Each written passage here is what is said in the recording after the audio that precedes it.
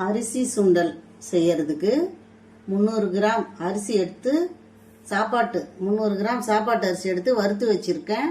கடுகு 1 ஸ்பூனு, உளுந்தம்பருப்பு 2 ஸ்பூனு, கடலைப்பருப்பு 2 ஸ்பூனு, 4 காஞ்ச மிளகா கிள்ளி வச்சிருக்கேன், 4 கொத்து கருவேப்பிலை உருவி வச்சிருக்கேன், உப்பு திட்டமா போட்டுக்கணும் அதுக்கு எடுத்து வச்சிருக்கேன், பெருங்காயம் வச்சிருக்கேன், 100 மில்லி எண்ணெய் வச்சிருக்கேன்.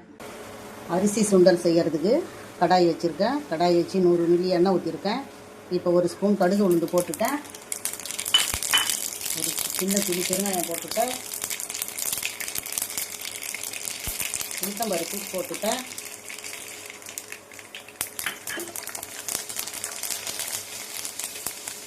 கடலைப்பருப்பு போட்டுட்டேன்.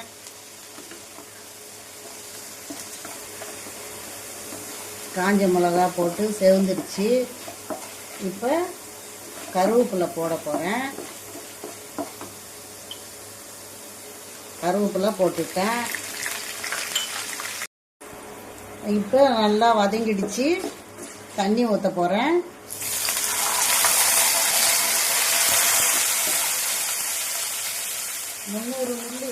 முந்நூறு மில்லி அரிசிக்கு 1க்கு 2 ஊற்றணும். கணக்கு 3/4 லிட்டர் ஊற்றுறேன். 300 mlக்கு 3/4 லிட்டர் தண்ணி ஊற்றுறேன். இப்போ இது கொதிக்கணும். திட்டமாக உப்பு போட்டு விடுறேன்.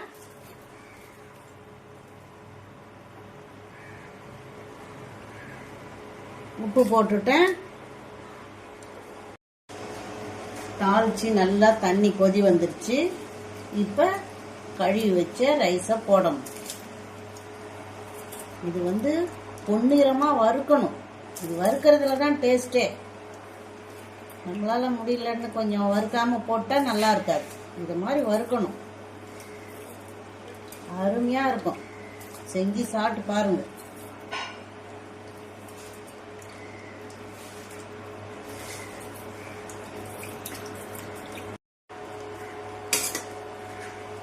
அரிசி சுண்டல் ரெடி ஆயிடுச்சு.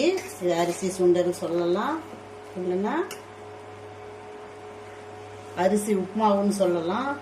தயிர் சாதம், புளி சாதம், எலுமிச்சம் சாதம் அந்த மாதிரி தான் இதுவும். நம்ம எங்கேயாவது வெளியே போயிட்டு வந்தோம்னா டக்குன்னு சமைக்கணும் அப்படின்னா 20 நிமிஷத்தில் இதை ரெடி பண்ணி நம்ம சாப்பிட்லாம். இது நல்லா இருக்கும்.